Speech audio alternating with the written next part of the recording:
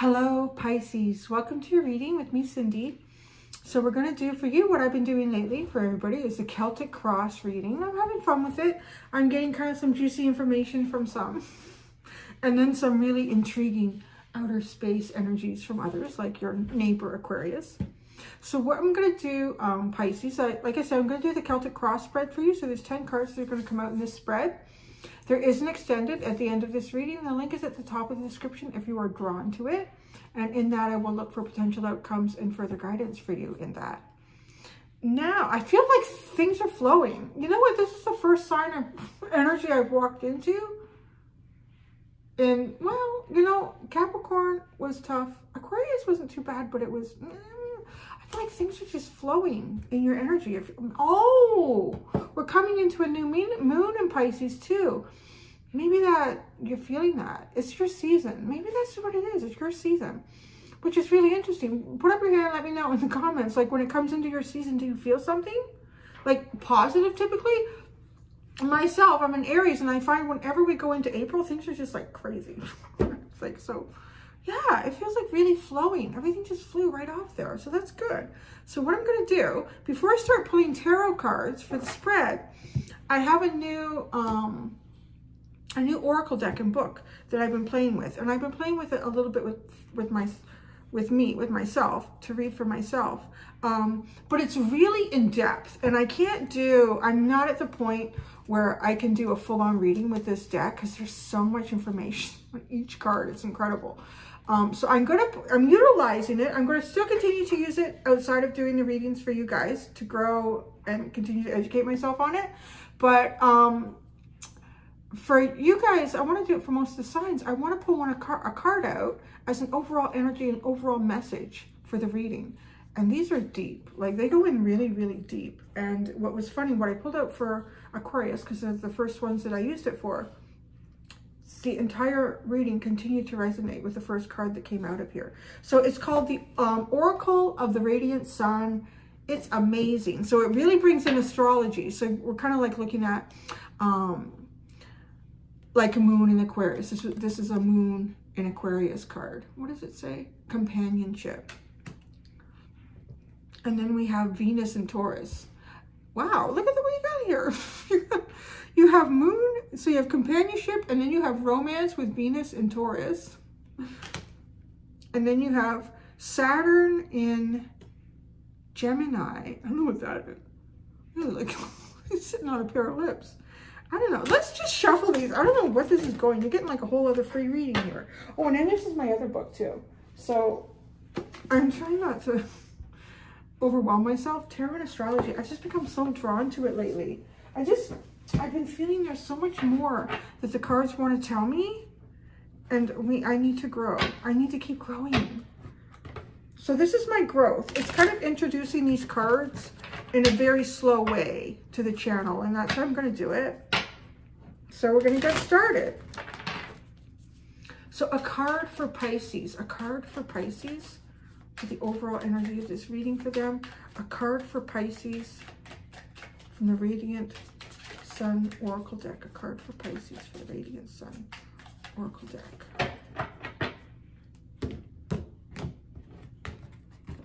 What does Pisces have? Pisces has a Mercury in... Give me a second. I think it is... Yeah, it's Virgo. So the symbols are a little bit different from how I'm used to looking at them. Mercury and Virgo. That seems like really precise communication to me. I don't know. But let's see what the book says, because the book is really interesting. So Mercury in Virgo. Look at that. I opened it up right to Mercury in Scorpio and Libra. Mercury in Virgo. Caution. Detailed craft work, cataloging, a laborious task needing care and patience. Restoration of order at work. A need to plan ahead. Doesn't sound like much fun. Oh well, this is what it is.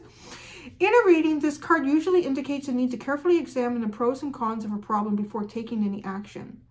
Virgo doesn't rush headlessly into things, although the card indicates a specialist, as with all Mercury contacts. It holds the potential for more than one skill to fall back on in an emergency. Well, that's interesting. So let's see what this says. So the book is now going to tell us kind of like if your Mercury is in Virgo, I mean, this would be the personality or what you would have to deal with. But I really taken this on as like the energy of the reading. That's what I'm asking for. So take it as that. I mean, if your Mercury is in Virgo, even better. The Mercury Virgoran has a sharp analytical mind and good reasoning ability. Mercury rules Virgo and Gemini, and although happy in Virgo, it manifests in a much more disciplined way than in Gemini. I'm going to take offense to that, having a Gemini rising. Here, its essence is orderly and systematic. People with this combination approach mental activity with care and do not waste time on unclear or confused thinking. The Mercury Virgoan requires a smooth working environment, since distractions and niggling irritations throw the perfectionist off course. Work requiring acquired skills and specialized knowledge are more suitable for such people than a broader-based scattered occupation. And the Mercury Virgoan likes to know the boundaries of each job well before starting. Okay, he or she usually displays a talent for writing and teaching, or at least the ability to pass on information. Mercury Virgoans are methodical thinkers and have good manipulative skills. Highly specialized mental work suits these talents. At work as at home, this type directs much mental energy into sorting out the chaos of less efficient folks. I feel like you're dealing with, was it you? Somebody, I felt like was dealing with something at work. This is a while ago, and I can't remember whose reading it was, but it's a little bit of that energy where you're dealing with some stuff at work, and it feels very chaotic, and it all needs to be put into its cubbyhole, and it all needs to be organized. If somebody needs to take on some sort of responsibility, that needs to be handed out and passed on, and it just kind of feels like maybe you're dealing with a lot of confusion around you, and that's not serving it's not allowing you to let things flow, to let things really go in the direction they need to go in, because you're sort of being bogged down, weighted down by a lot of unpredictable things, perhaps, coming in and out of the environment. But you have the capacity. I do want to say, I think this card is telling you whatever element in your life this could be talking about, you do, with this card showing up, have the capacity to, maybe you don't believe that because you're Pisces and you're all flowing and artistic and creative and intuitive, but there's a very analytical part to your mind here. And I do see that. Actually, I do see that.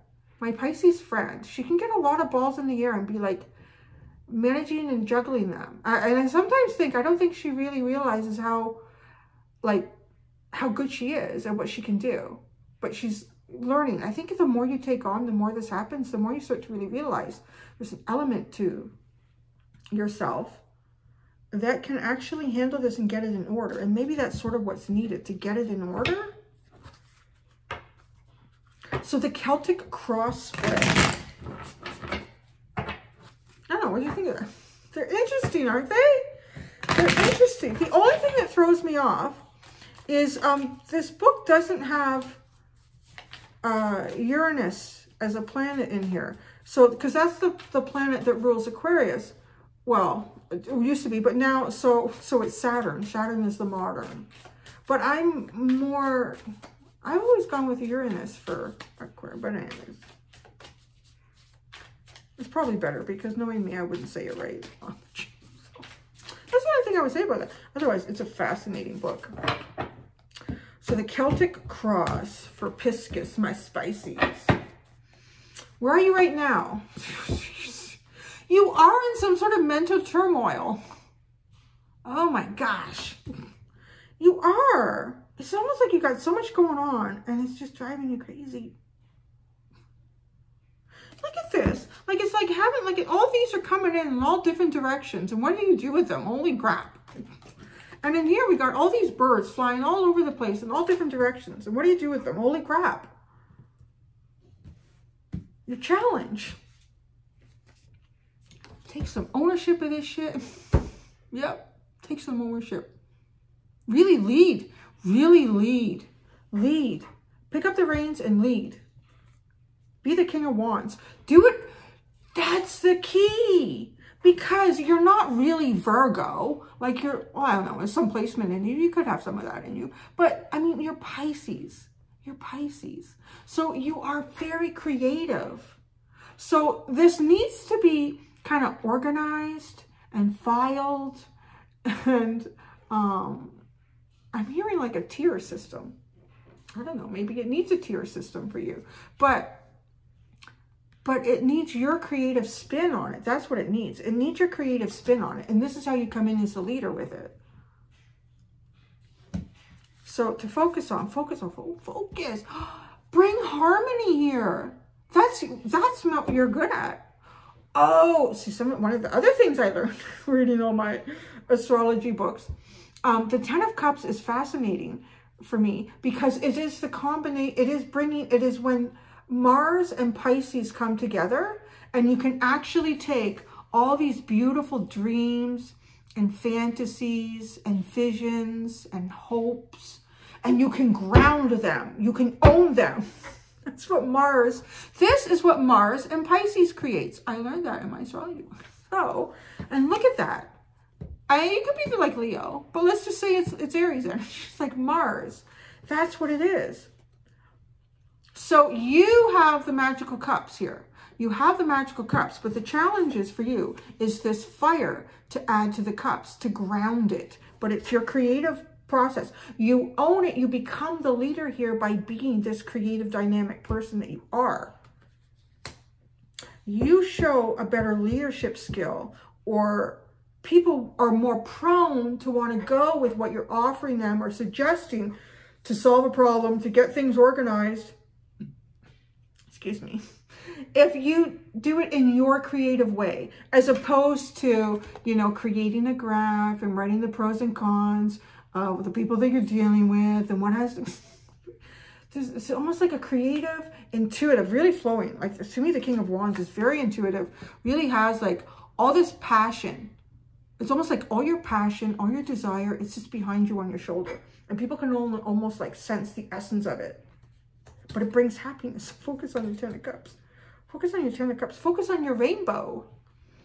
Focus on your rainbow. Let's see about that. Oh, I don't remember. That's weird. I said that and it reminded me of something and it's gone. What is that? Oh, it's a hammock. I never noticed that before. It's a hammock. Okay. Maybe you need to get some rest too, to dream. Some time to dream. Your pact. Whoa, crazy. This is the same card that Aquarius had for their past. Huh. Maybe you're dealing with an Aquarian because they were really determined about something that they saw. They wanted to be the emperor. They wanted to be the emperor. Why does nobody see this? Why does no one see how we need to do this? But I feel like you see how this needs to be done. You have the same idea that Aquarius does, the same understanding, the same knowing. But your process is going to be different here. Your past. Too, I feel like this is a little more peaceful. These don't feel peaceful. Like where you are right now, this is not peaceful. It's not peaceful.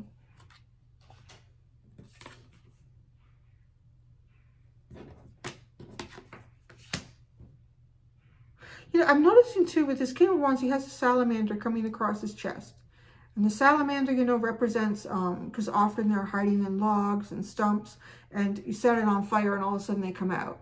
Like, wow, where did he come from? It's like he came out of the flames, like a rebirth. So maybe if this is the challenge to where you are now. A rebirth, something new starting again. How do you get it to work? How do you get, you're dynamic. You're in your dynamic personality, Pisces. Yeah, well, why not? It's gentle too. It's like the gentle. It's funny because Aquarius kind of reminded me on a really bad day because I'm in Aries, full of Mars. But you have this gentle side. Oh, I have to say that. Like, the fact that this Mars and Pisces come together, it's so cute. Maybe this reading is for my friend. She's a Pisces. We went skiing together yesterday. We had so much fun. We're going to do it again. Anyway, so, but I do feel like, you know, we're bonding. We were bonding. And it was really cute because she said something to me in the lineup and she thought it was really harsh, but I didn't take it harsh at all. I just took it as factual. Oh, you're right. I'm sorry. Because I wasn't following the line and I should have let someone go. And she pointed that out. I'm just, oh, you have to stop. But then her husband later said to her while we were going up the lift, because he's a Libra, so he has to have everything in balance, right? So he said to her, I guess, he said, that probably sounded really rude. Like, why did you say that to Cindy like that? And so it made her think about everything. And she, as soon as she came off the lift, she said, oh my God, I'm so sorry. I didn't mean to sound so rude. I was like, I'm fine with this. Okay. She says, no, I don't understand. It's so rude. I said, you know, it's okay. I'll push you down now. Like, but that's what I mean. Like, this is this beautiful. I'm sorry if my relationship between my best friend is coming through this reading. But this is Pisces and Mars. This is what it makes. But you're the water that creates the beautiful steam, right? That can make a rainbow. That's what that is. Or maybe your challenge is dealing with an Aries or a Leo or Sagittarius. But you see, you're the key to it because you're the cup of water that creates the rainbow. The happiness, the ever after. This is what you're being asked to focus on. So really focus on your cup. Focus on the element that you have to offer to this situation. That's all you have to do. Yeah. And it's funny because maybe someone else might have taken offense the way she said what she said and how she said it. Wow. Yeah, you're right, actually. Okay. But yeah. Anyway, so we're going to your future. Oh, look, you're about to be crowned. Oh my gosh, it feels like you're about to be crowned. Crowned in your own energy, crowned in your own glory. It's so beautiful. And it's also like the Queen of Cups. So it's feelings and emotions and expressing that. I'm going to go skiing with my Pisces friend again. So maybe we're chummy. We missed each other. We haven't seen each other in so long with COVID. Text message isn't the same. Okay. Oh, that's funny. I put it here in your future, but it's actually your strength.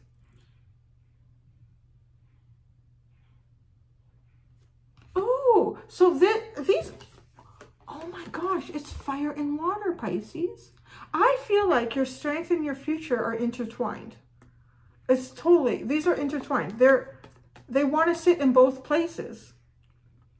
This was supposed to be your strength, but I put it here on the table for your future. So where does this go? Because this wants to occupy both spaces. But what we're talking about here is fire and water.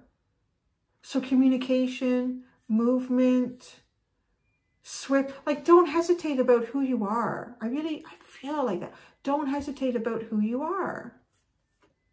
I'm going to let these move back and forth in the reading as they need to.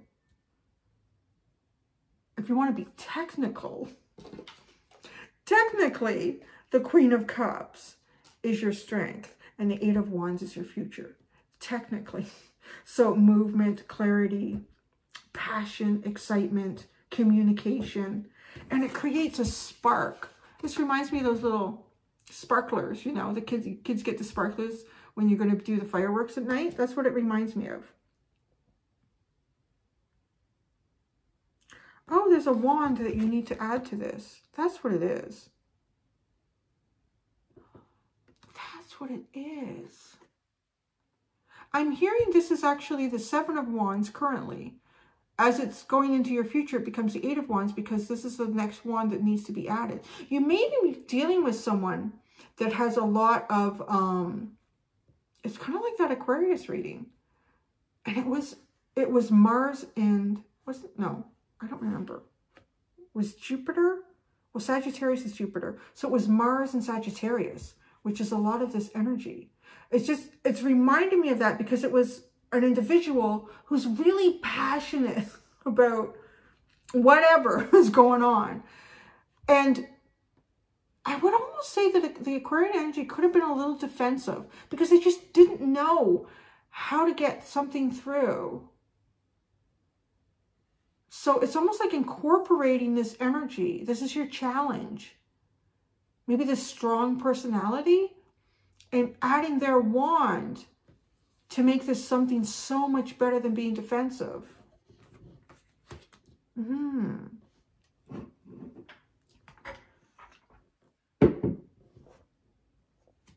The suggested approach is the Four of Pentacles. Don't move right now. Hang on. Kind of feels like this energy, like kind of Virgo. Counting your pennies. I don't know why you would need to count your pennies. Does anyone have pennies anymore? It feels like taking stock of what you have, doing inventory. Holding your cards close to your chest. It's not quite time to play your hand, I'm hearing. Moving forward, right? The suggested approach for you is to keep your cards close to your chest right now. It's not quite the right time for you to play your hand. What you need to know. Ooh, the High Priestess. You're going to get your answer. You're going to get an answer. You're still sitting in some sort of unknown. But you will get your answer. Like a download. It's like a download. I mean, it looks so much like a download. It could come to you in a dream.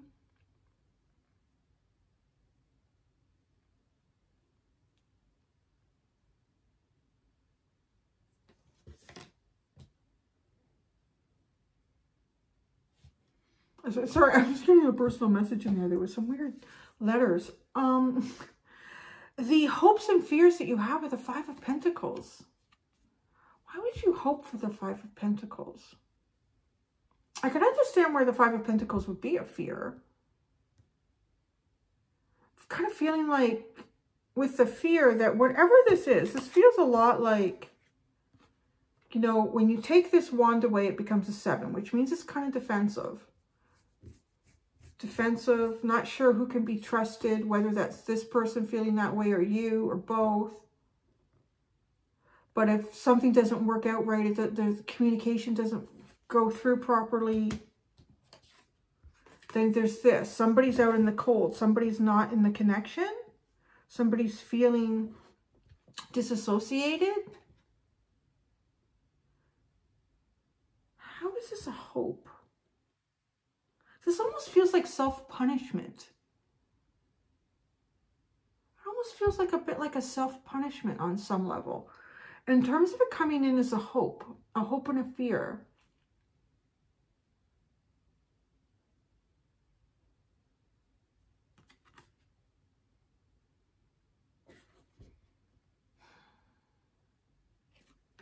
There's some stuff to clarify in this, for sure.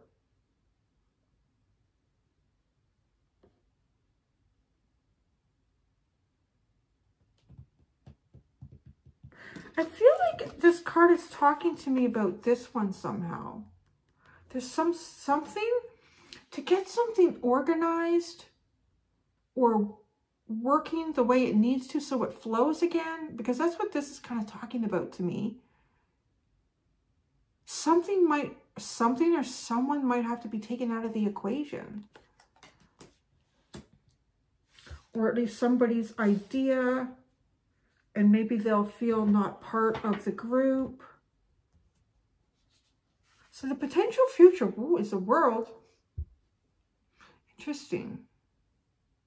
Major cycle coming to an end for you. Where's it going to go?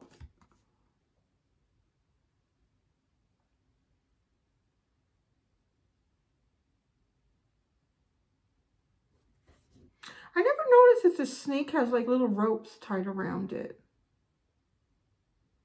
It kind of reminds me of, I'm just thinking of people, we don't see people doing that, but they used to do that in movies where they have a little string tied around their finger. It was to remind them of something. So it's making me think of sort of reminiscent energy. So feelings from the past are really important in how you close off old cycles and move forward. Feelings from the past are really important, how you close off old cycles and move forward. You have the Hermit at the bottom, and then it's reversed.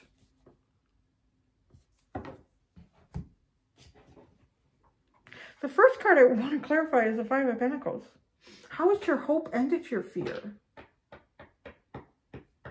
The only way I can see it as a hope is if you already have the Five of Pentacles energy in some aspect of life, the hope is that it gets better, that it comes out of that eventually, and it does. Five is an energy that needs to change.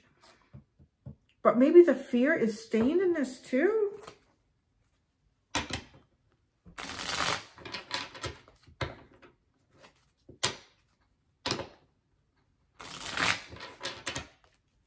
Okay, I'm going to ask specifically how the Five of Pentacles is a hope for Pisces. How is the Five of Pentacles a hope for Pisces?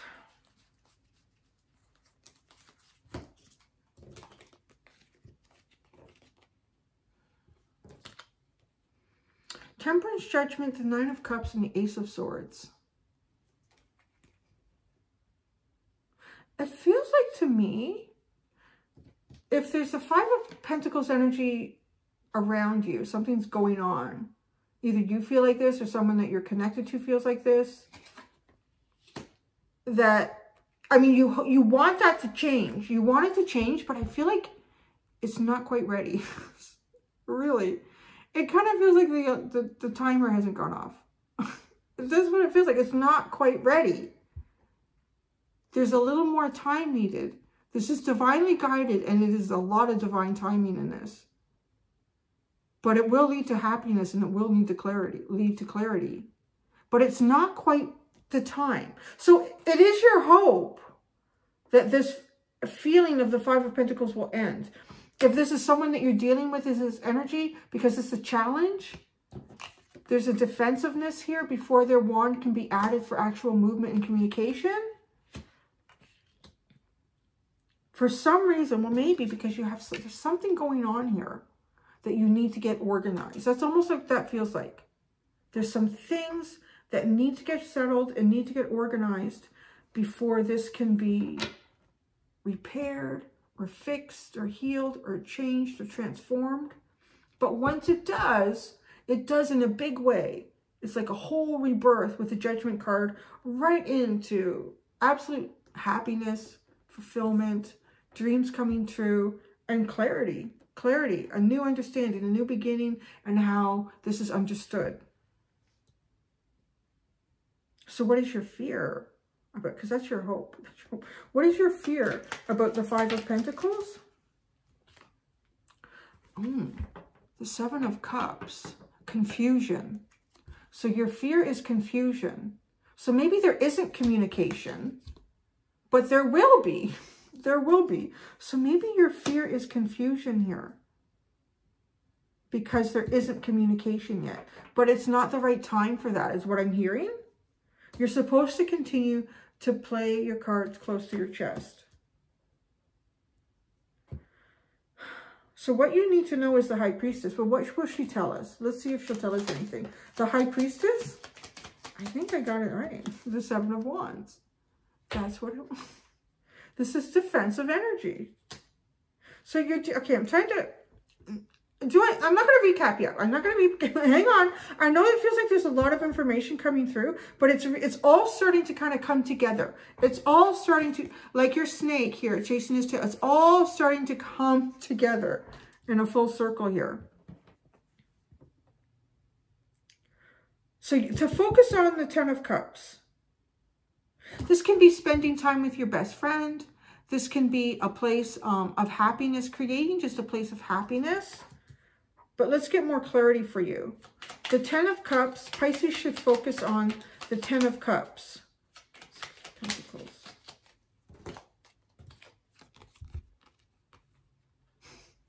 It's kind of telling you to be in this very Virgo energy with a splash of Pisces.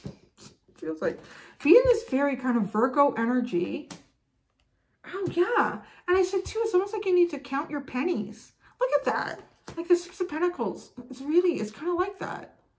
like divvying it up. You have to divvy it out evenly. On a physical level, you need to divvy it up evenly with whoever you're dealing with, whatever you're dealing with. But you can put a little splash of Pisces in here. This came out. This card came out. What was the message? I'm trying to pull it in because it feels like that. Like friendship. It just feels like friendship. Divvying up, working on how you need to work on the practical things in your life, but allowing like a splash of friendship.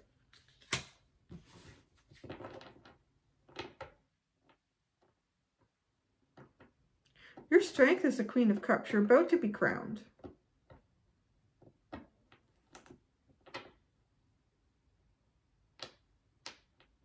I want to look at suggested approach. Because I'm looking at all the things, there's so much going on in this reading. I'm trying to look at all the things specifically that are sort of like advice and moving forward for you. So the suggested approach for Pisces, the Four of Pentacles. You have Virgo. You have the Hermit, and then you have the Six of Swords. Play your cards close to your chest and wait for an opening. That's what that feels like. Kind of keep internalized here. And when you are being guided to move, then move. Right now, you're just being told to kind of sit tight. Just sit tight. Your future. So what is this Eight of Wands? Let's look at that. And then, because everything else, and then I'll recap what I'm seeing here. And then I'll go and do the extended. So this Eight of Wands is your future, which it does feel like when you add this other individual's wand, that's when it becomes the 8. Right now, it sits as a 7, I feel like. Because if it's in the future, it's not here yet. And the High Priestess is telling us, yes, what you need to know is the 7 of Wands. So the 8 of Wands, what is this in the future for Pisces? What is this in the future for Pisces? That's all. 1, 8, an 8 and an 8. Movement at work, communication at work. Things are going to flow. There is going to be a flow. So it could be at work, or it could be, maybe you're trying to organize your family at home. Maybe you've got, oh yeah, I got to remember. I have a book club meeting at 4 o'clock, a virtual one. I forgot. See, maybe you need to organize like something. It's going to flow, and there's going to be good communication.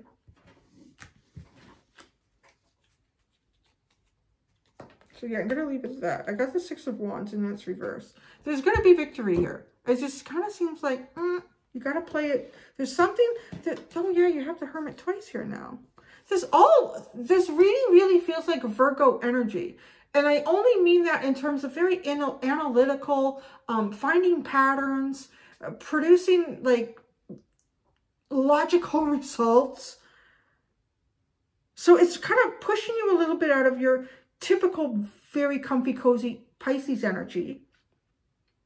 You need to deal with some, I feel like you're dealing with 3 different things here almost.